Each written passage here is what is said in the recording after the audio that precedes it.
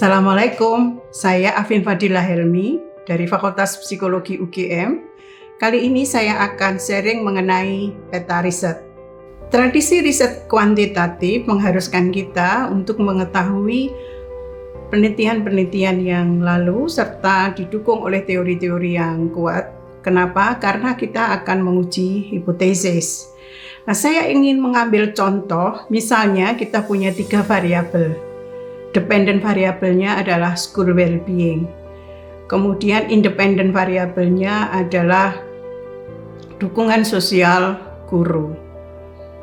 Ada satu lagi variabel yang kita temukan yaitu harga diri. Pertanyaannya kemudian, harga diri itu apakah kita tempatkan sebagai prediktor? Apakah kita tempatkan sebagai mediator atau sebagai moderator? Nah, posisi-posisi itu akan ditentukan oleh riset-riset yang terdahulu dan juga teori yang kita gunakan. Oleh karena itu, systematic literature review sangat dibutuhkan yang akan menghasilkan peta riset.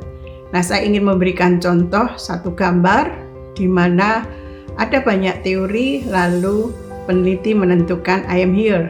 Nah, disitulah gunanya kita melakukan literatur review dan kemudian membuat peta riset. Pertanyaannya kemudian adalah apakah review literatur itu? Review literatur merupakan bagian dari apa yang akan kita kerjakan mengenai tesis, disertasi maupun skripsi, yaitu satu referensi yang sangat ekstensif yang menghubungkan antara riset-riset yang relevan dengan teori yang akan kita gunakan. Merupakan satu pemetaan di mana letak posisi kita. Artinya teori yang kita gunakan, riset-riset yang kita gunakan dengan sejumlah riset yang relevan. Nah, ini akan terlihat seperti halnya gambar tadi. Di situ ada teori Vygotsky, di situ ada teori yang lain, dan di situ peneliti sudah menentukan I am here. Review literatur dengan demikian dapat membantu kita mengenai identifikasi dari problem riset dan juga mengenai gambaran adanya gap yang terjadi. Nah, gap itulah yang akan kita teliti kemudian. Nah, oleh karena itu, sebenarnya literatur review itu membantu peneliti, sekali lagi yang pertama mengidentifikasi teori dan hasil riset-riset yang relevan. Lalu mengidentifikasi metodologi, apakah itu alat ukur, apakah itu responden maupun prosedur-prosedur kerjanya. Dan yang ketiga, bisa membantu dalam menganalisis dan menginterpretasi data. Pertanyaannya kemudian, seberapa jauh perbedaan atau leveling dari S1, S2, S3. Nah, di sini saya ingin sampaikan kalau S1 barangkali pada level atau tataran deskriptif. Itu sudah cukup.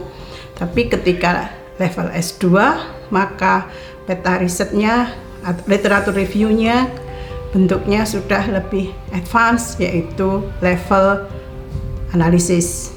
Dan yang ketiga, kalau sudah disertasi, mestinya lebih tinggi dari itu, yaitu analisis dan kemudian sintesis. Dengan demikian, ada perbedaan kedalaman dan keluasan dari proses review literatur. Baiklah, saya lanjutkan.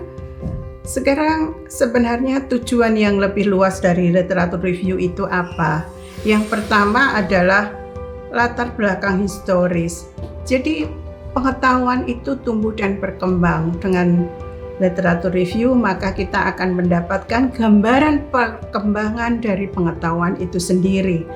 Yang kedua, perubahan-perubahannya juga akan kita dapatkan. Kemudian yang ketiga adalah seringkali kita akan mendapatkan satu istilah yang hampir sama. Jadi definisi atau pengertian itu hampir sama. Misalnya saja dalam psikologi kita kenal sebagai health well-being. Tapi ada peneliti lain yang kemudian menggunakan happiness. Nah, dua hal itu apa bedanya? Nah, dengan literatur review maka kita akan mendapatkan hal tersebut.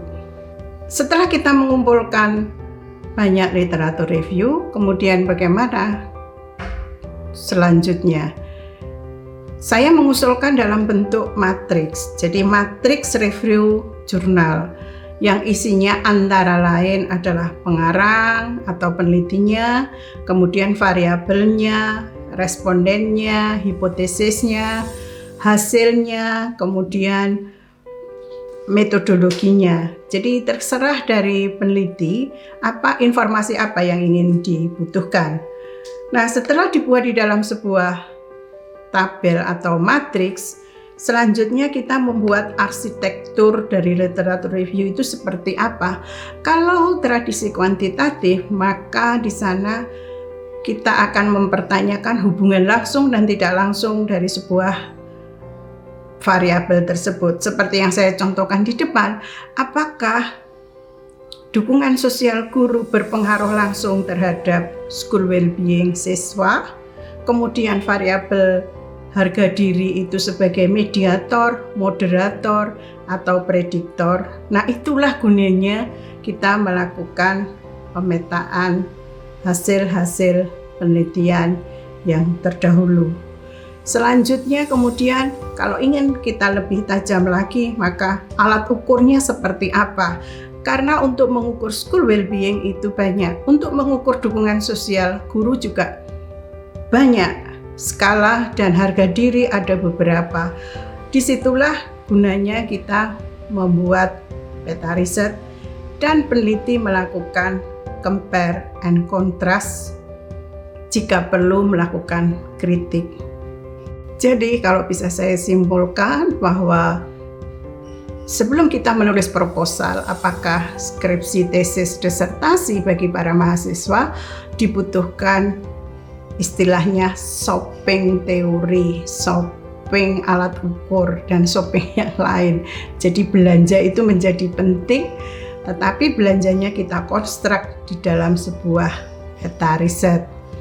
Nah, dengan bekal peta riset itu kemudian kita akan menulis, sehingga tulisan kita bukan cut and paste, tetapi suatu analisis menggunakan comparison, menggunakan kontras maupun kritik.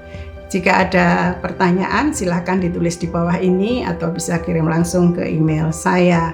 Assalamualaikum warahmatullahi wabarakatuh.